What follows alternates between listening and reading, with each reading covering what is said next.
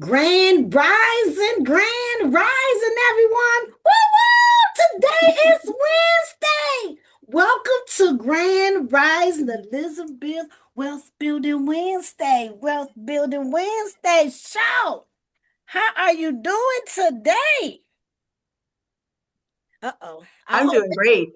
I am doing fantastic, and thank you for inviting me, LaKeisha. absolutely. Thank you for coming again. I'm very, very excited. I thank all the guests, everyone who came in today. I think this is just such a very great topic, to have. And so, people who know, I love to start the show off with a millionaire and billionaire success story, right? So, let's get started. Oh, there we go.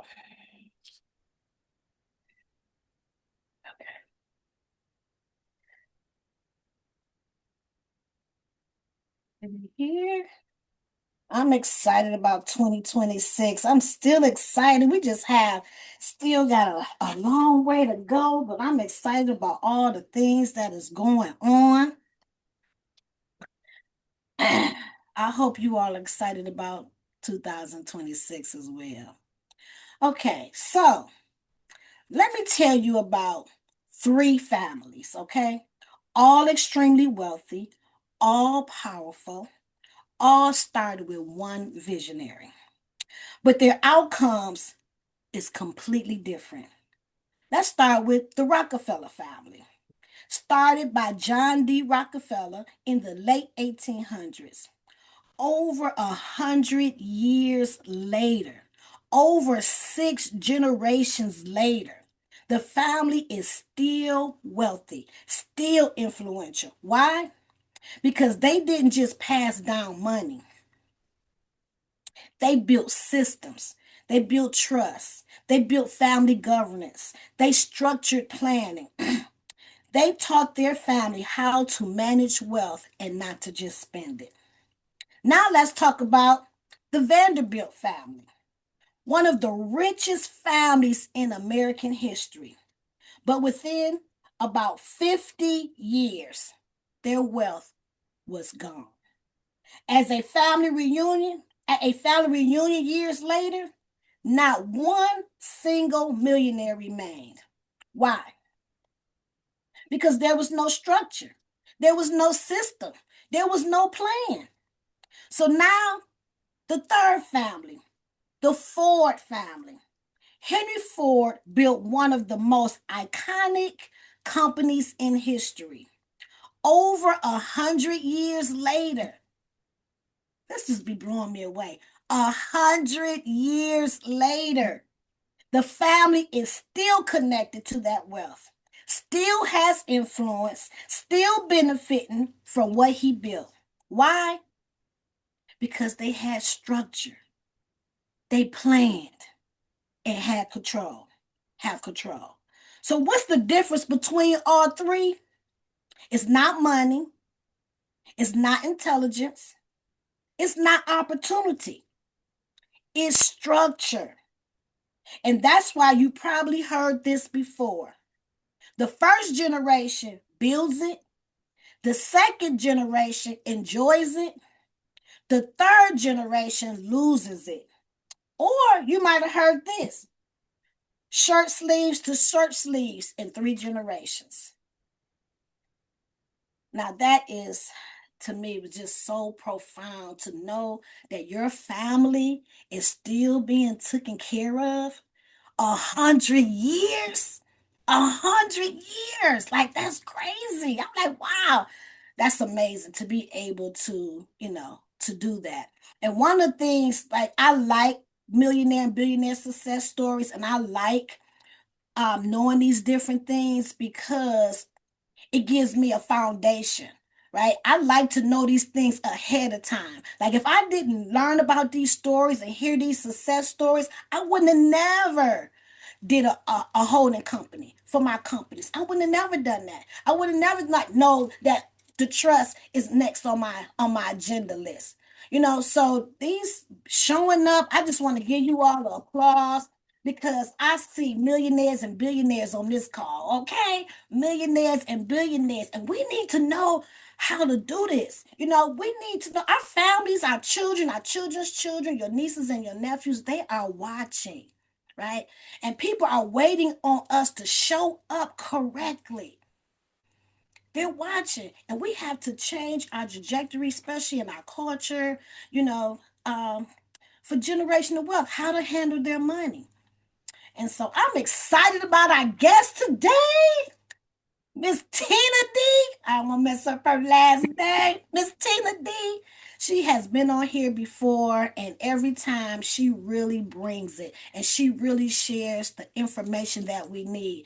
And I love her personality. I love the education that she shares with me. I love how she keeps in contact with me to make sure I'm in line and I know what I need to do, my uh, next step. And a lot of us may be paying a mortgage, right? Some of you may be paying a mortgage. My house, thanks to God, my house is paid for. But when your house is paid for, do you know what's the next move that you're gonna make? Like, what's the next step? So I'm excited um, about this. And Tina, I'm gonna go ahead and let you take the floor. Well, thank you, LaKeisha. Thank you for inviting me on, and it's nice to see everybody here. Um, Estate planning is a big realm of information, quite honestly. A lot of people think that estate planning is for the uber wealthy, but quite honestly, it's for everybody. It doesn't matter if you own a home. It doesn't matter if you have little to no cash. There are certain parts of estate planning that are still very important, and it doesn't surround your assets as much as it surrounds you. So I'm going to talk a little bit today about guardianship and conservatorship and what happens to people when they become incapacitated. There are two different types of probate. There is death probate, which deals with the obvious. You go into court, your family goes into court if you don't have the appropriate documents in place, and they probate your estate, which I'll explain a little bit about that later. But the other portion of estate planning is living probate, which a lot of people don't know about, and that is involving you personally. If you do not have the systems in place, then it could mean things for you down the road that you weren't expecting. So if you were to become incapacitated, either by a diagnosis of Alzheimer's or dementia, or if you have a stroke or a car accident and all of a sudden you can't communicate with people and you can't really tell them what your wishes are, it's good to have that done before something like that happens. And those situations are cured by durable powers of attorney. So a durable power of attorney is a lot different than a general power of attorney. A durable power of attorney is something that comes into effect when you become incapacitated. And what it does is you have already appointed somebody to become your guardian and your conservator. And a guardian is the person that makes decisions regarding you. Where are you going to live? What are you going to eat? What are you going to dress in? Where are you going to live? Who are your medical professionals that are going to take care of you? If you don't have that in place, then the person that you thought you would have liked to have had will be designated by a judge. And that is always that could be somebody that you don't even know. There's a lot been said about guardianship and conservative in the news lately about hired and paid guardians and conservators. And it's a little distressing when you start seeing stuff like that, because people like these can be self-serving, work in their own interest instead of yours. Likewise, just like a conservator. A conservator is the person who would have full access to your monies, your financials, and would act on your behalf and do everything that you would have done prior to you becoming incapacitated, like paying your bills, making sure that your household is secured, maintaining your property, and those things. So guardianship and conservatorship is an important part of an estate plan. It's also important too for people who have children. If you haven't outlined who your guardian is going to be for your children, then it's up for anyone to apply and usually it's somebody in your family. This isn't a scare tactic, but it would help you rest easier at night when you know that you have already chosen those people to be your representatives. So what Legacy Assurance Plan does, we are a full service estate planning provider. And although I'm not an attorney, I'm a paralegal. We have a network of attorneys that are affiliated with us in the 26 states that we do business currently. And the attorneys are the people who will put your wishes into place by preparing your document packet. So Legacy focuses on a complete estate plan, which includes a will, which is a pour over will. It includes a trust. It includes durable powers of attorney for both financial and medical. And it involves an advanced healthcare directive that goes hand in hand with a durable power of attorney, because you can choose things like how you want your body treated after you have passed on, things that you want to have happen should you need life-sustaining measures. You can choose all of this prior to any of that happening to you. So Legacy puts an entire plan together to completely protect you so that when it comes time that you have to leave us, everything will be in place. The big thing that people like to avoid is probate, and I touched on that with death probate. So what happens with death probate is every single will in the United States needs to be probated. It's a law. There's nothing we can do to avoid that except put a revocable or an irrevocable trust in place. A trust is very similar to a will in that it's created to hold your assets, your titled assets, your home, your any land that you own, motorhomes, anything, vehicles, anything that has a title, that is created to hold that. And when it's in the trust and completely properly prepared and funded, and the funding process is putting everything into it, then it completely protects your family from probate. So why is probate such a big deal? A lot of people don't even know what happens through probate. When you go into probate, if you don't have a will, or if you do have a will, you still have to file for a hearing to open a probate estate for you. That costs money. It can be, according to the courts, it can cost anywhere between 3 and 8%, the whole process, 3 to 8% of the total value of your estate.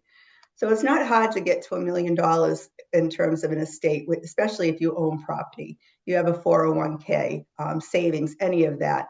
So just use the numbers to calculate it. I like to use $1 million because my math isn't that great. So it's easy for me to rattle off the number. But if your estate's worth $1 million, you conceivably could pay anywhere between 8 and anywhere between 6 and 8-10% of the value of your estate. So that could be anywhere from, let's say, $60,000 to $80,000. It could be as little as 3%, which is $30,000. That's a lot of money to people, and it's a lot of money that shouldn't have to go to the government. It should go to the family that is inheriting it. So cost is the big thing.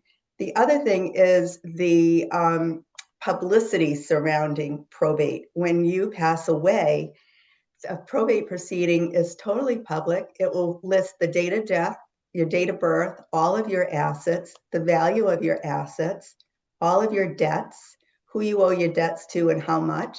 It also shows who your heirs are and what they're expected to receive. And anybody can go into court and see this. And a lot of people do. A lot of people go in to see, oh, somebody inheriting a house that I can approach them before it goes on the market and get the listing. There are nefarious creditors who can go in, contractors, and say, well, they didn't have a will. It's an intestate probate, meaning they didn't have a will, so the government is choosing their way that things are going to be inherited. And they can file false claims, and it would be up to the estate to prove that that is a false claim.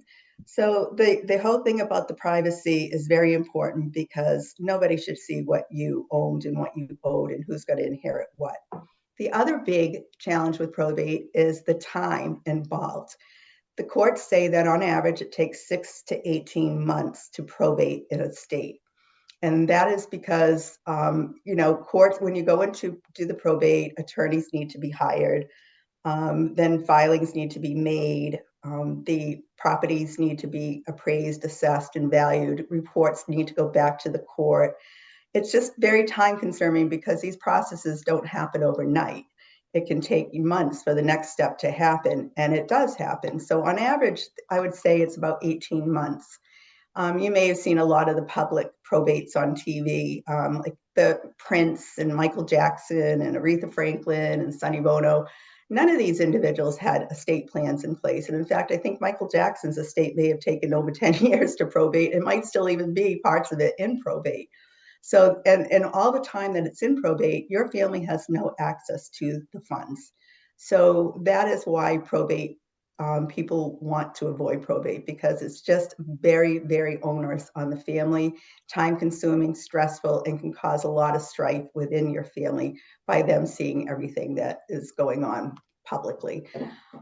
So that is one of the things that a trust can avoid. A trust, like I said, completely avoids all of these steps of probate because you pass away and the very next day your estate can be distributed. I had a neighbor who passed away. She was diagnosed with terminal cancer. She had a trust in place and she had already undertaken the powers of attorney, so she knew exactly what was going to happen to her, who was going to take care of her, and who was going to make the decisions. So she came over to talk to me and said, I just want you to know that this is what's going on, which was very upsetting to me. Obviously, we'd been in touch with each other for over 20 years, but she didn't want me to be upset because the first thing that was going to happen after she passed away was a real estate sign was going to go up on the property. Like very next day is what she wanted to have happen. She passed away in June. I live in a coastal community in York, Maine, and it's very desirable. A lot of people from Boston come up and they like to buy properties and they have a lot of cash. So sure enough, she passed away. Her sign went up by the real estate broker. Within 3 days after the sign, I mean, she barely was put to rest. The sign said under contract. And then within another week, the sign was removed. Well, what happened was a family from Winchester, Massachusetts, a very wealthy community, came up. It was June. They loved the house. They put it under contract with no contingencies, cash closing. They wanted to close within 2 weeks because they wanted to use the home. Summer was coming. We have access to the river at the end of our property. So within 2 weeks after Margaret passed away, her sons, three of the sons, were each handed a check for $325,000, the proceeds after expenses for the sale of the house. They didn't have to go into court.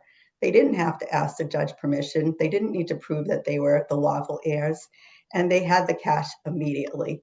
So that is one of the success stories behind a trust, and that is generally what happens. It all gets dispersed the very next day. The Legacy Assurance Plan is there to help the individuals because it is a membership. We're there from day one when we create your plan. It starts with me meeting with you and helping you decide what is necessary for your estate protection, asset protection, and what you want to have distributed. After that, we schedule the attorney appointment. You get in touch, you have your attorney appointment. It's generally within 2 weeks of your membership. The attorney will then proceed to prepare your plan, and it's state specific because they have to be licensed in the state that we are doing the plan in. They have to spend 70% of their daily activities doing estate planning, and you can rest assured that Legacy Assurance has already vetted them. We pay them because we have negotiated their rate because we send them a fair amount of business. So once your plan is created, once he talks with you, he then creates your plan, which includes the package of 6 documents. Again, the trust, a pour over will, 2 powers of attorney, and an advanced medical incentive. We also help you with the funding process. If you own a house, we pull your deed and we retitle it to be you instead of individually. You're titled as you as the trustee. That's the only way the funding process can happen because you physically can't take a home and stick it in a piece of paper. You have to transfer it somehow. And that's how you transfer it. So if somebody goes into the registry and they see that you own this property as a trustee, they're like, they've got a trust. That's good. So now we know how this is going to happen. Real estate transactions happen every day through a trust. You can easily sell your property out of your irrevocable trust. likewise, you can buy it back into your trust just by using your name as the trustee and you name your trust. So those are some of the things that can happen working with legacy. We're there if you're a married couple. We're there when the first person passes away to help restructure the estate plan again. It's all part of your membership. You pay one bill up front. You never get another bill going forward. We're also there at the very end when there's nobody left except your heirs. We help them close out the estate. We help them with any required affidavits that are needed. So basically the takeaway from this is that legacy doesn't just hand you documents. They are there to provide services for life, and that's part of your membership. So that's one of the good things about it. But estate planning is crucial for several reasons, not only for asset distribution, but also a well-structured estate plan can minimize your tax obligations, your estate's tax obligations. They're currently the federal inheritance tax threshold for on the government level, federal level, is about $15 million.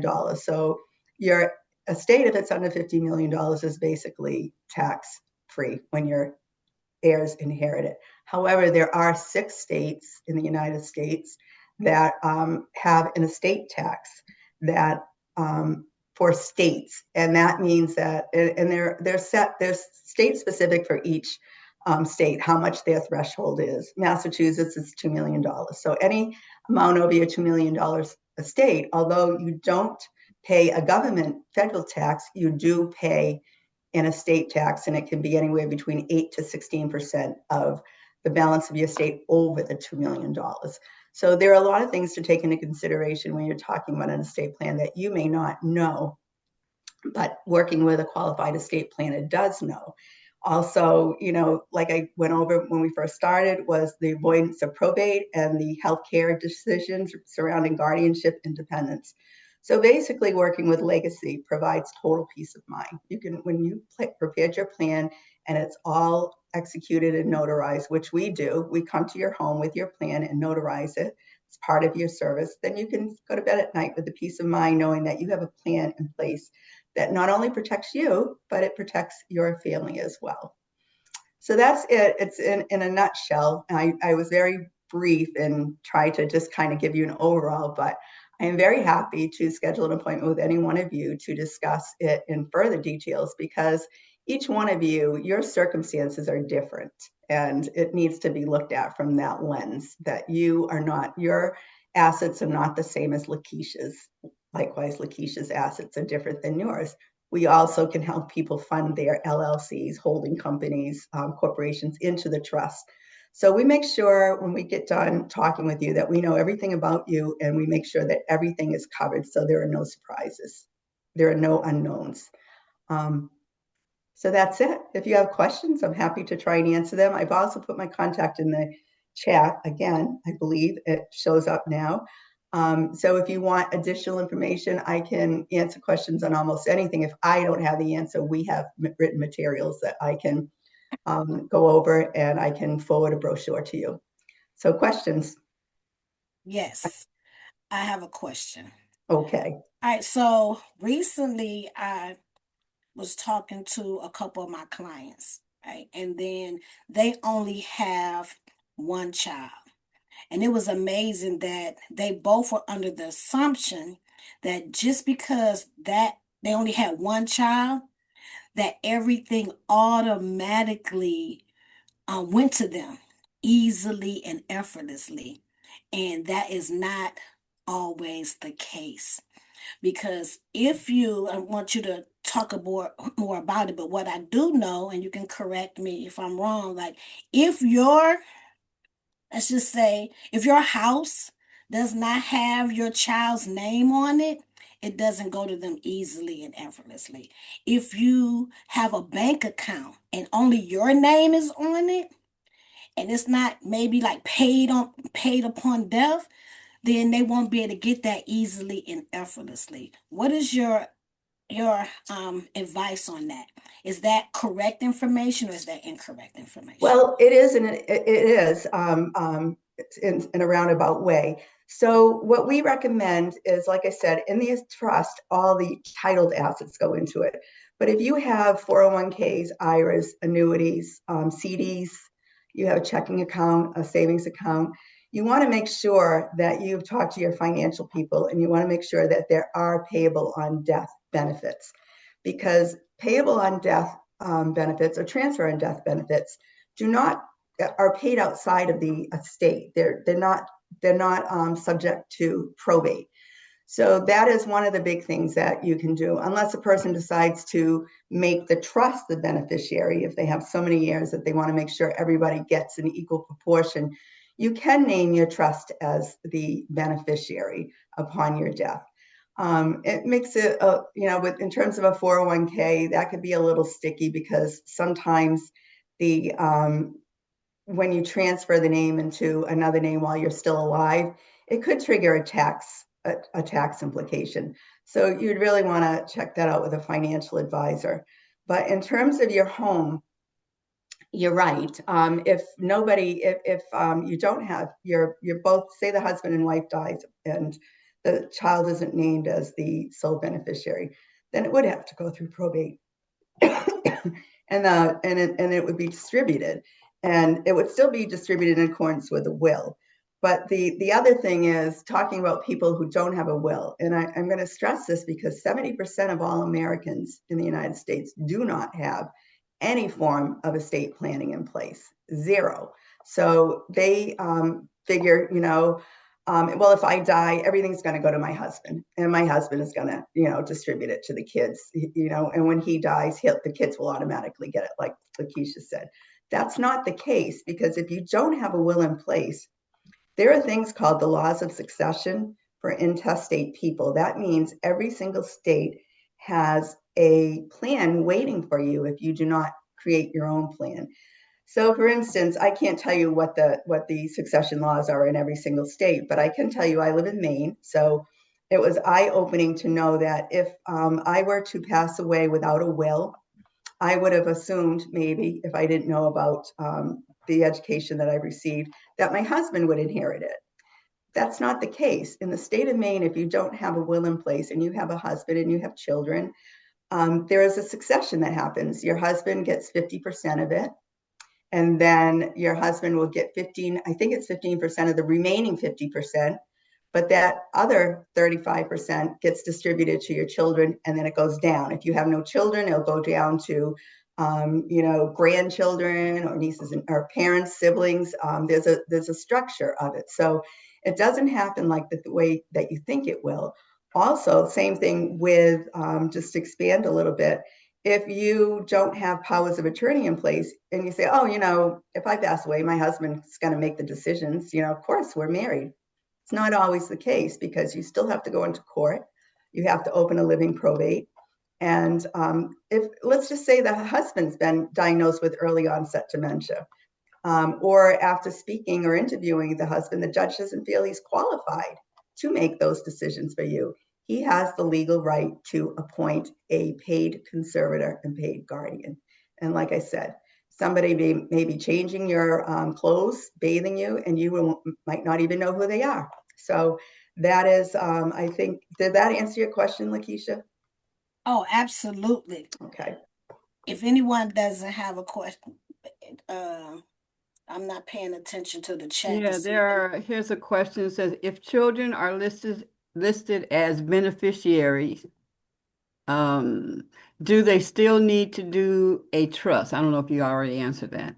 Well, you do, even if you say, like, you're assuming they have a will, is that what you're assuming?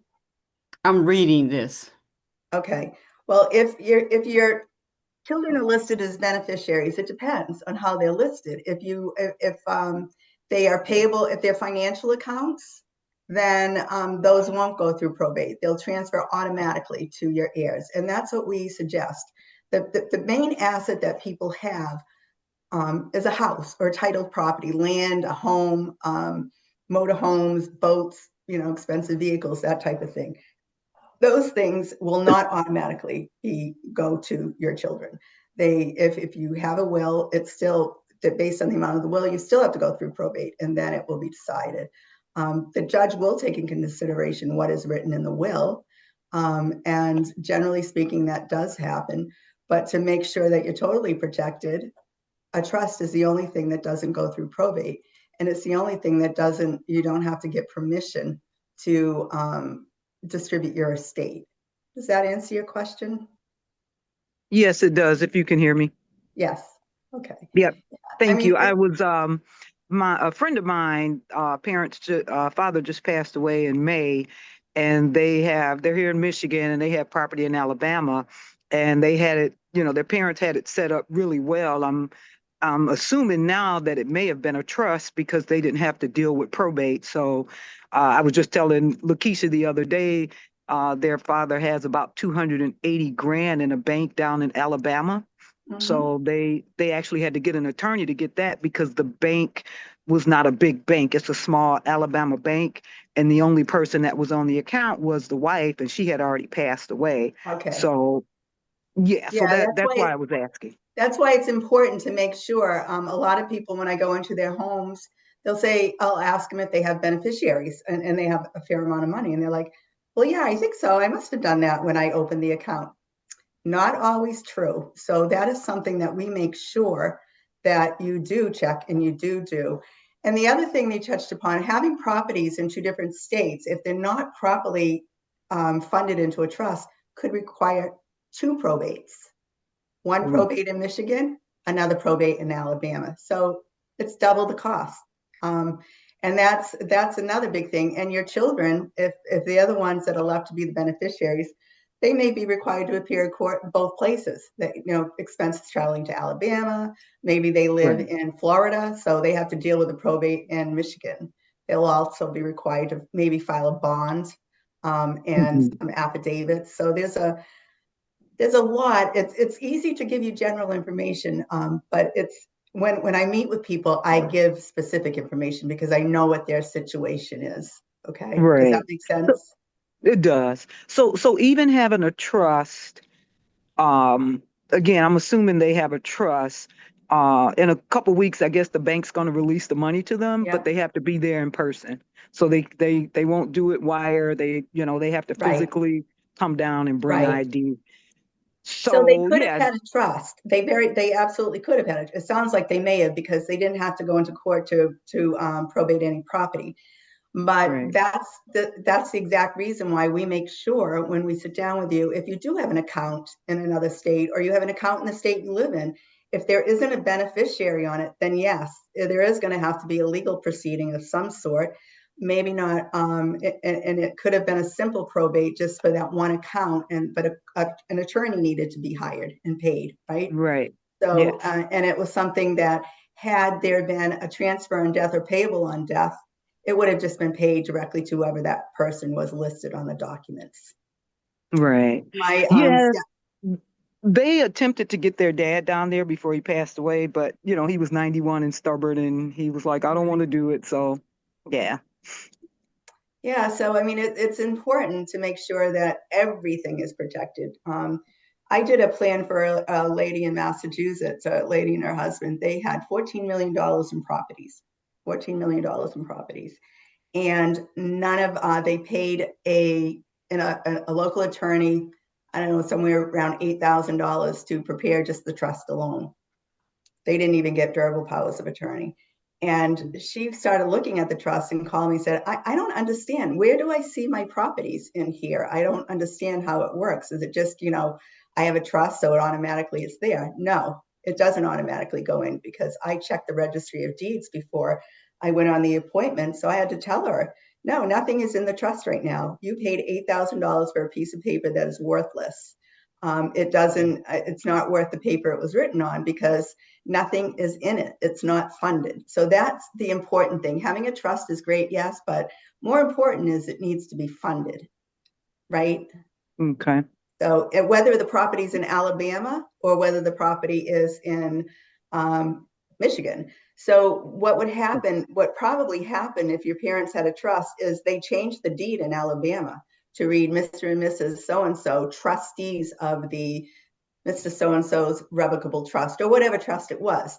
So that Hmm. automatically funded it. So the trust, the house most likely would have transferred properly and quickly to the Yes. heirs. It did. The house, it was no, and Okay. we were having this conversation and it did. It transferred quickly. So I'm gonna assume that he has a trust. I haven't Right. asked him, Yeah, but that would make sense. Absolutely. But okay. they forgot about the money. They forgot about the account. Right.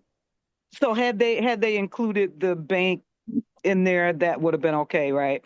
In the Well, they trust. wouldn't include the bank in the trust. Financial documents to make sure moneyed accounts need to be payable on death or transfer in death. And that transfer in death Okay. can be made payable to you personally, or Hmm. could have been made payable to the trust. Therefore, when the last person passed away, that money would have been forwarded to the trustee and put into the trust immediately. It should have happened immediately. Right. Okay. There's a Another question, oh, go ahead. and this one's different from, owning property or anything. So, say for instance, you have IRAs. Say you got 3 or 4 IRAs, and they've been building and growing, and you have a beneficiary there. You put the IRAs in the trust too? You don't have to. If you have a specific beneficiary that you want, and you need to make sure that you don't inadvertently disinherit a child. Let's just say you have 3 children, and you Hmm. decide to put your eldest child on all of the accounts, all the financial accounts, and he's instructed by you, not written anywhere, but he's instructed that he's to distribute amongst his other 2 siblings.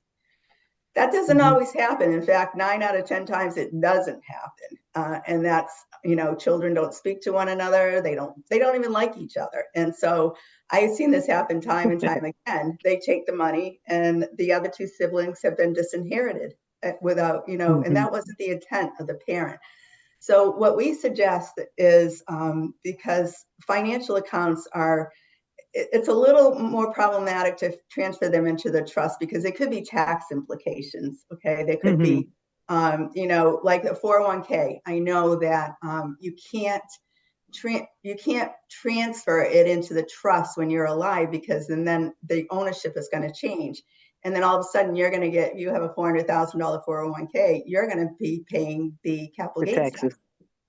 Right. So there are a lot of different factors involved, and that's why it is so particular to each individual.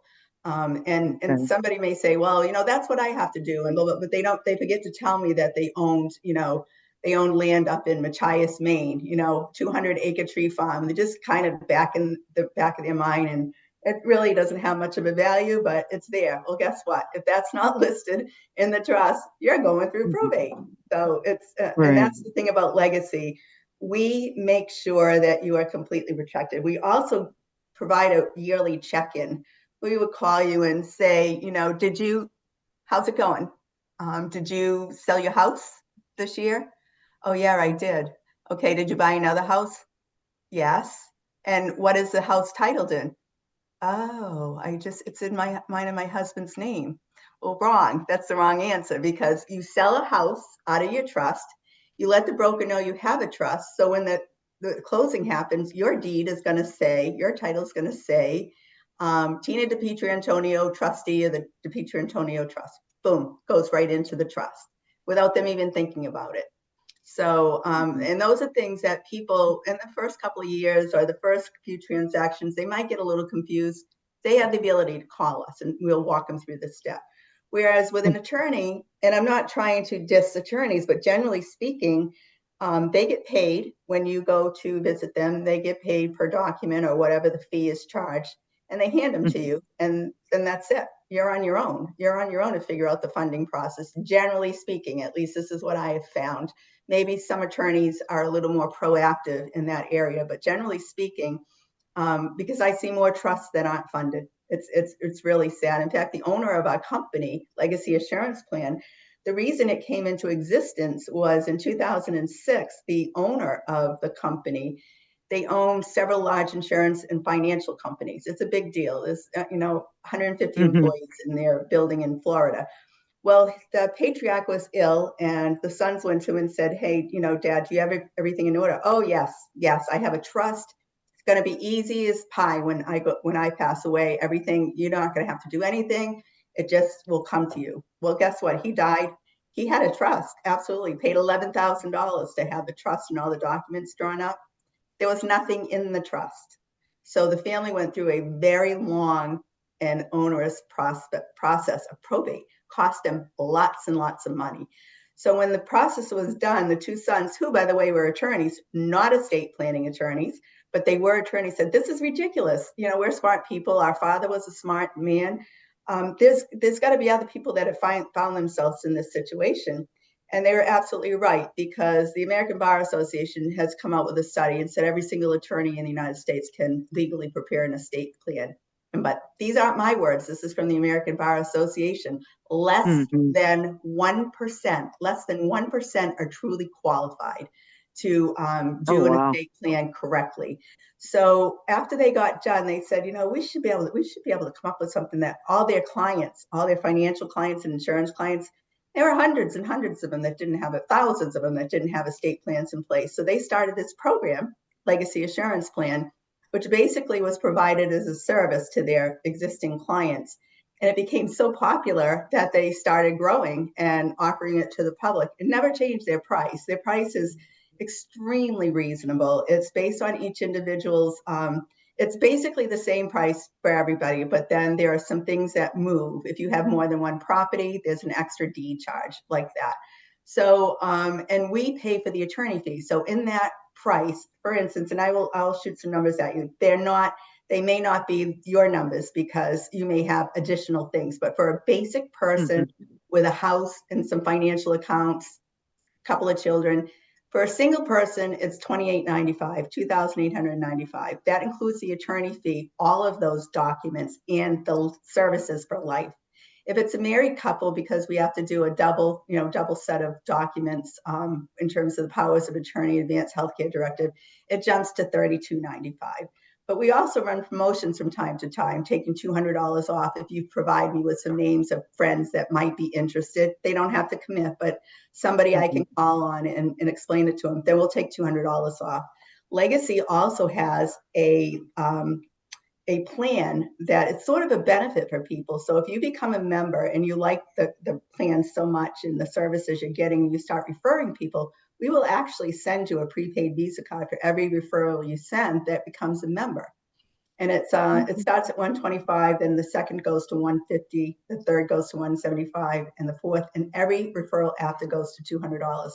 I have an 84-year-old lady in Gray, Maine, who has a stack of those cards by now. She's probably paid for her plan because she was a member of a garden club. She golfs, and she was just out there to my services, and yeah, she was incredible. So that is sort of a benefit. You can actually make back money to put towards your estate plan, and in the end, you could almost pay for it, quite honestly. So that's very nice. There was a young lady, Queen B. Yes, she had a question. okay. Thank you, Okay. Tina. You're Good welcome. morning, everyone. Good So I morning. like that part that she was just saying because I'm going to have meetings where I'm actually going to be talking with LaKeisha and a whole group of ladies about advanced care planning and getting their house in order. But I'm going to just kind of check my dots and T crossing the C. So I have my daughters on my bank account as my beneficiary. Is that okay? And also, when it's time for me to leave here, I have like a legal forms already for affidavits for them to go down to the courthouse, I guess, and give it to them to get it switched in their name. Is that okay? Or should I just take all of this stuff that I have and put this stuff in the trust? So your financial accounts, again, like your checking account and your savings account, annuities, CDs, you put it in the name of the beneficiary, it will go directly to them. So if you have two children, you might want to put them both on to get 50% each. Okay, I And have there four, shouldn't, so should I do all of them? all four, put all four, Okay. each get Mhm. 25%. But you don't want to, you shouldn't have to have a document, you shouldn't have to go into court and get any permission. The financial institution should just automatically do that. Okay, okay. No, I didn't know. And then I was just saying the other part was for my home. I have affidavit papers already completed, and it's in my fireproof safe for them to be able to get and take down to the courts to just get the home in their name. No, that No. won't happen. You can't just do something like that. It has to go through a process. So if you're an affidavit saying, please transfer this, it doesn't, it doesn't cover Well, all our the attorney brought legalities. it And up. again, I'm not an attorney, but I do know Attorney somebody did had that this. similar situation. Hmm. It needs to be specifically noted in the either the will, if you're not going to do a trust, and a will is still going to go through probate. But if you put your No. house into the trust and then name Hmm. your 4 children as 25% beneficiaries of the trust, they will get their 25%.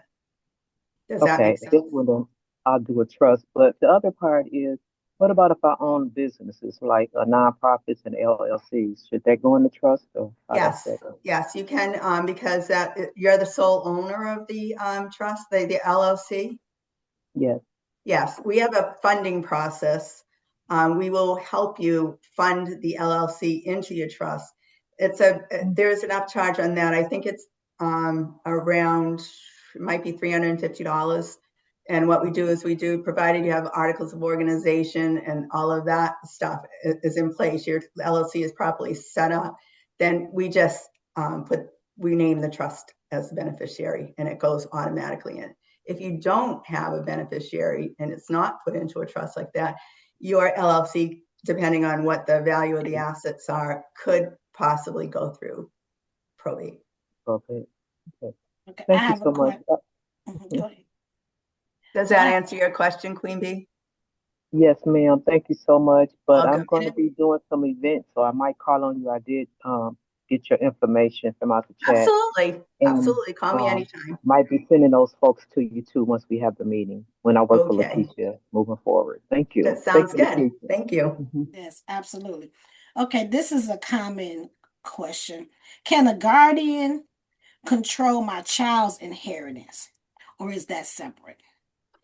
So basically, if your child is underage, not of majority, they're minors, then several things can happen. You can do whatever you would like, but you can set up in your trust that should that child, you pass away and that child is still a minor, then you can appoint somebody to oversee their inheritance and have access to it.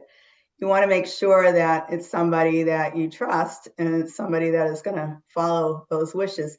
The other thing that we didn't speak about, and this happens a lot, is a child with a disability or an heir who has a disability. So there are special documents that are going to need to be put in place. You can't just list your child or heir with a disability as a beneficiary because they're already ensconced into the plan with disability. They get health insurance, they get monthly support, they get a lot of benefits. And should they inherit $100,000 all at once and it's not protected, the government's going to make them spend. They're going to be, first of all, not going to have access to any of those benefits. They have to spend that $100,000 down, and then they can reapply to be qualified to get care from the state.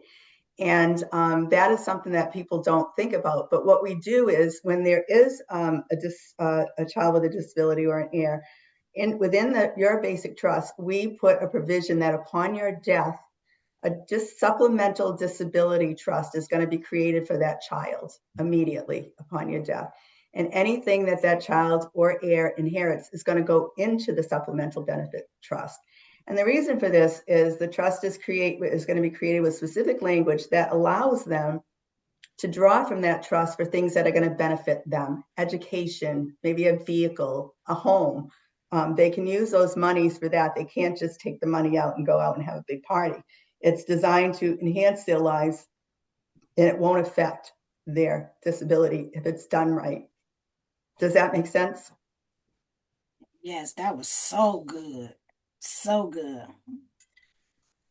So, how do you, what's a good process to making sure you choose the right person for your trust to be, over your trust? Like, what are some things that we should really look at? Not just because they're your family member, like what best process should you look at before you actually make that decision who will be over your trust? Is Well, there there a are best several ways. practice? Yeah, there are several ways you can approach that. Most people, to be honest with you, within their will, they're within their trust, they're reciprocal, right? The husband dies, the wife gets everything. the wife passes away, then it gets distributed to probably their children, if that's who they had. Let's say they had 3 children. Then the successor trustee, generally one of those children, or all 3 of them, can act as successor trustees to close out the trust. If all 3 of them are heirs, they can be. But generally speaking, I've seen people choose their eldest son. That doesn't mean that he has to follow the succession in the trust. He has to distribute the monies according to the trust. So it's not like a payable on death, a transfer on death, where that son, once he gets that money, you're gone. He doesn't have to do anything with it but keep it, right? But within a trust, so that's generally what happens. It's the husband is the wife, and the wife is the husband's successor. And then in the end, it's usually, and a lot of people, if they don't trust their children, there are banks that have professional trustees that you can go in and ask them to be the trustee of your estate. It costs money. I mean, there is definitely a cost to that.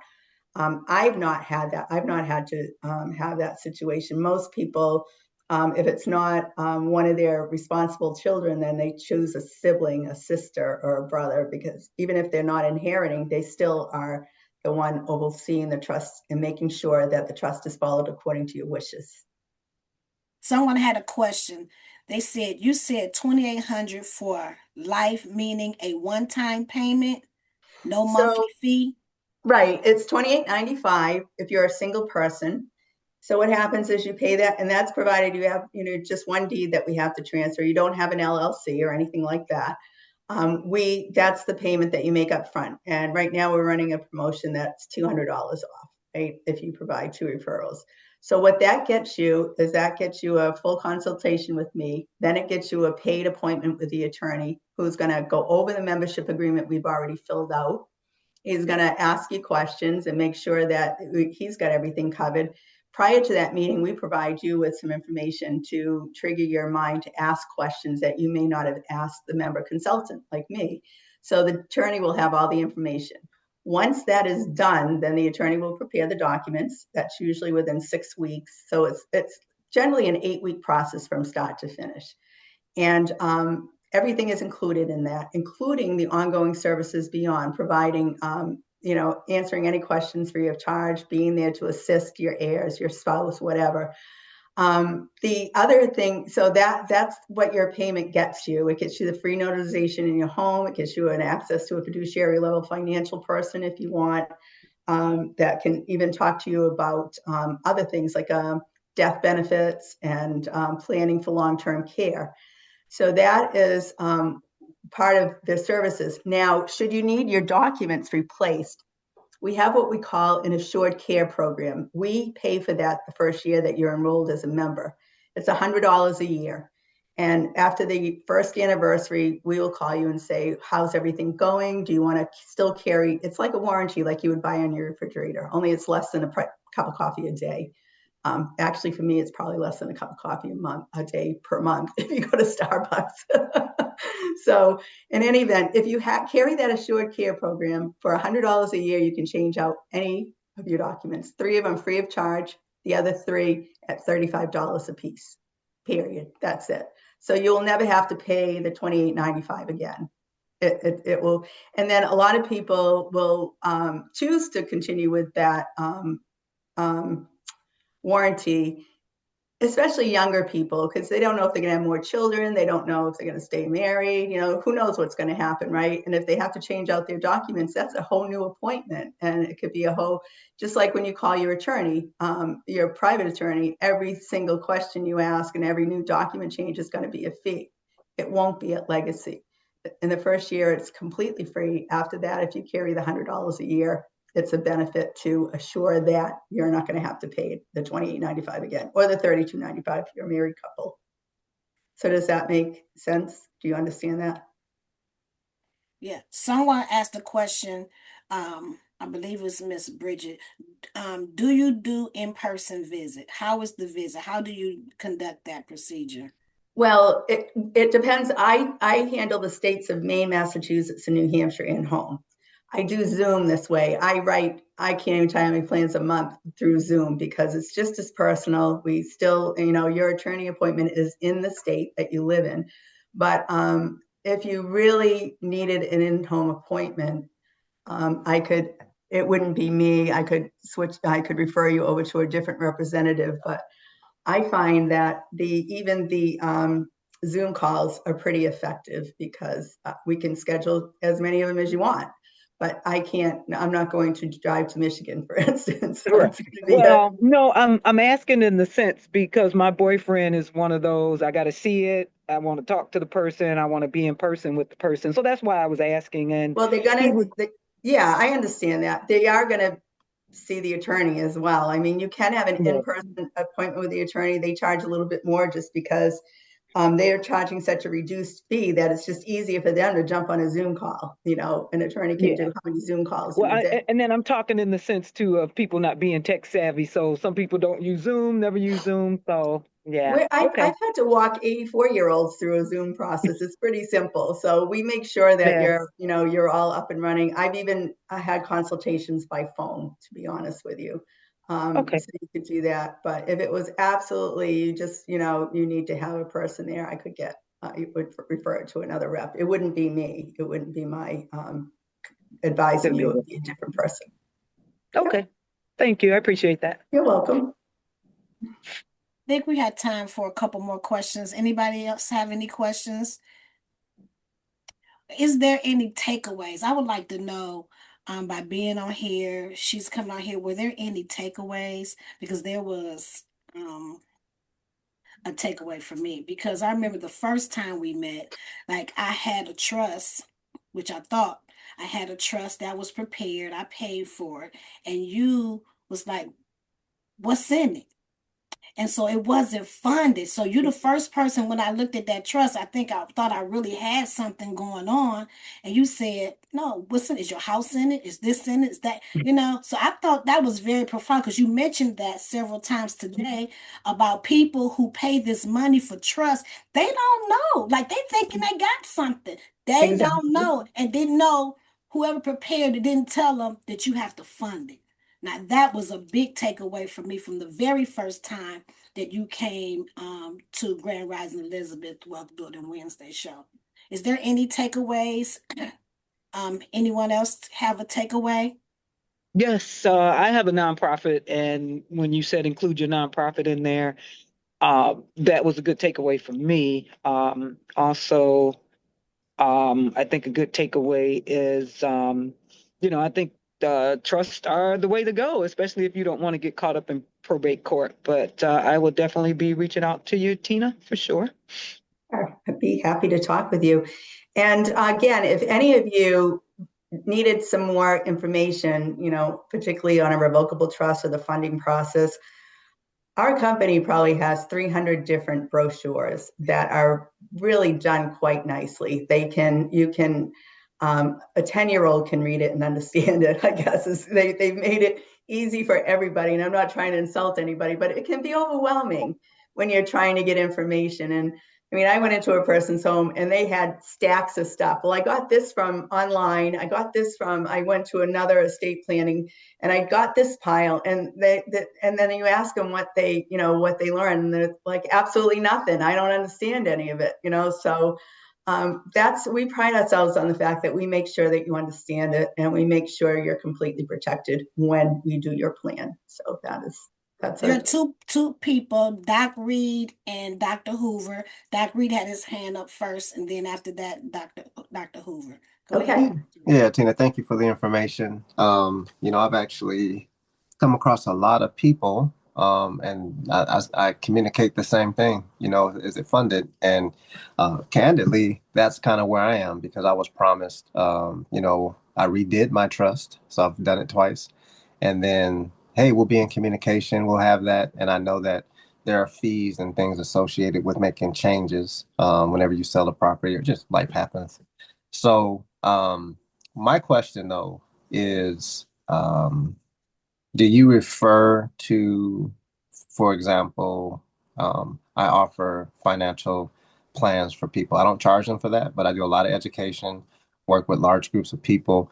Do you have a network or a referral relationship for the rep who would be working? Because we work in all 50 states. I was wondering how that works. Yeah, I mean, we have financial people within the company, but lots of times if I formed a relationship with an individual, I feel more comfortable sending them to the person. I belong to a BNI networking group here in Maine. Mm-hmm. And so for anybody in Maine, she only works Maine. We refer clients to each other. So that it is a possibility. I'd be happy to talk to you more about it and learn what you do. And, yeah, there could be definitely a referral relationship that goes on. And you had said something, and I'm not quite Mm-hmm. sure if I understood it right. You said, if you have changes to your trust, or selling property, I know that there's going to be a fee to change the documents. Who are you referring to? The fee that changed? My traditional estate attorney, the one that did my estate plan the second time. If you Right. want to, yeah. That's why we do the membership, because Yep. you wouldn't have been charged to Right. do your trust the second time. That's Mm-hmm. the thing. That's the beauty of it. You become a member and you get all that professional advice free. Mm-hmm. So, and guidance. It's the guidance, I think, that people are really appreciative of. And I delivered a plan. I'm also a notary closing agent that I do sometimes deliver the plans in Maine, Massachusetts, and New Hampshire. And I sit down with people and go over it and make sure they're fully funded and all this stuff. Well, I met with a Mm-hmm. couple November 11th, 2 years ago. I'll never forget that date because I live in Maine and the appointment was 2.5 hours away and it was snowing that day.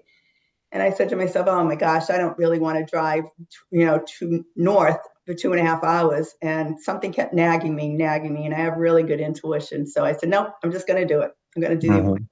So I drove, took my time, sat with them, two elderly people, and made sure everything was done. I even took their deed that was put into the envelope and dropped it off at the post office, so it was going straight to the registry. They didn't even have to do that. Mm-hmm. 2 days later, I get a call from the wife. She was just hysterical. Her husband had passed away Mm-hmm. 2 days after I delivered their plan. Mm-hmm. She said, I don't know what to do. And that's the beauty of it. You don't have to do anything. We're going to step in and help you. Mm-hmm. We walked her through the process. We prepared a whole new set of estate plan, whole new plan for her because obviously her husband, who was beneficiary, is now gone. So that is a classic example of what we'll do. And she did not get charged one extra penny. Yeah. Love that. We And do have y'all, Dr. Hoover. Oh, I'm I'm sorry. sorry, do y'all have finance? Do you finance or expect payment like right up front? So the way the payment is made, we did have a finance company that would do, it was sort of like a credit card. There was an upcharge, but we found people weren't using it. And then this company was going to charge more fees and we said no. So we don't have any financing options for you. What you do is you pay half the fee up front when you sign the membership agreement. And the other fee isn't, so that's 2,800 would be 1,445, right? Mm-hmm. The other half is paid at the time your documents are delivered, usually 2 months. It's usually a 6 to 8 week period that you can, try and put away some more money. A lot of people use a credit card and they get benefits, they get cash back, they get all these, mileage or whatever. So I find a lot of people use their credit card to do that. If they use it responsibly, it works for them. But Thank you. Yeah. unfortunately, right now, we're looking at trying to get another financing option in place, but we don't at the current time. Okay. Look forward to talking with you later. Great. Dr. Hoover. Yeah, actually, Doc Reed had asked one of the questions I was curious about, and that was a networking opportunity. The other thing is, I see you bringing huge value. That 1% of attorneys who are qualified to handle funds, that was a big statistic. That's huge. And that tells me there's a lot of people out there that's trying to be, you know, jacks of all trades, even within the legal system, right? Right. That's They, exactly right. yeah, there need to be specialization, and your company is providing that. I just want to, say that you're providing a huge benefit, and I just want to share that. Thank you. That's absolutely what we do pride ourselves on because, you wouldn't, if you needed a knee replacement, you wouldn't go to your general doctor, right? You wouldn't go to your GP. You're going to go see a specialist. Same thing. I use that analogy. If you need an estate plan done, are you going to go to a bankruptcy attorney or are you going to go to a litigator? No, my daughter is an attorney in Boston. She does patent law. A lot of her clients are like Moderna and Pfizer. And I asked her if she knew anything about estate planning, and she was like, "Hell no! Why would I know anything about estate planning? I'm a patent attorney." So she stays in her lane. A lot of lawyers just need to make the money, so they don't stay in their lane. They're like, "Yeah, I can do your divorce. Yeah, I can do your bankruptcy." And you're right. And that's the reason why we vet our attorneys. They can't have a blemish on their license. They can't even have, I mean, nothing can be, they have to be totally vetted, and they have to know the laws of estate planning inside and out. And that's why we require them to spend at least 70% of their time doing that, because of that very reason. That is so good. I Okay, just hopefully want I can ask the last question. When So you have a trust, both parents die, and the beneficiaries, you know, have the trust now. Do they have to pay a fee to keep the trust going for themselves, or is that a lifetime No, trust? no. Generally speaking, what happens after the trust, that the kids inherit the trust, and there's several heirs involved. They want to get their own money. At that time, we'll help them close out the trust. We can help them create a new trust in their Oh, okay. name only for their family at a very reduced price like that. But yeah, no, it could, because that trust is named for the people Right. who created it, right? Right. But So we're there it at the end dissolves. to. It dissolves after they pass away, but at least legacy, you guys will help the Oh beneficiaries yeah, we get we into a even new trust. provide them, Okay. if they don't have a financial advisor, maybe I'll refer it to the gentleman I was just speaking to, if it's, but yeah, Right. they do, they go through and make sure that they have everything that is needed to Okay. to close out the estate. That's a nice thing about it. Okay. Thank you. You're welcome. awesome. It's 10:07. I do want to be respectful of everyone's time. And I just want to say thank you so much for everyone who showed up today. Thank you, Tina, again. Every Welcome. time you come with a wealth of amazing information that's that can change your life, your financial direction. And so I just want to say thank you. I've learned a lot. I'm sure everyone else has also. And so before we leave, I would love for everybody to give themselves a hug, because sometimes we're so busy and we helping so many people that we forget to love on ourselves. So Exactly. please give yourself some love and some grace when you're going through things in life. Let's hug the world, because the world needs some love as well. And let's send love and light to all of those people that are in authority, because if we send enough love and light to those that are in authority, because the Bible does say, pray for those that are in authority, whether you like them or not. But if we send enough love and light to those in authority, you never know what kind of miracles could take place. Absolutely, absolutely. So have Amen. a wonderful and fantastic day on purpose. Hope to Thank you, see Keisha. Love Great. you. you. Thank Great Thank you. you job. too. Thank you, Love you Tina. We'll be all. reaching out to you for Awesome. sure. Sounds good. I think you can grab my contact out of the chat, and Yeah. I'm happy to answer any more questions. I know that it was a limited amount of time that we had, but I Yeah. can answer more questions going forward. Everyone be safe and have a great day. Love you all. Thank Bye. you. Thank you, LaKeisha, Yeah, for bye. inviting Thank you, me. ladies. Live long and prosper. Absolutely.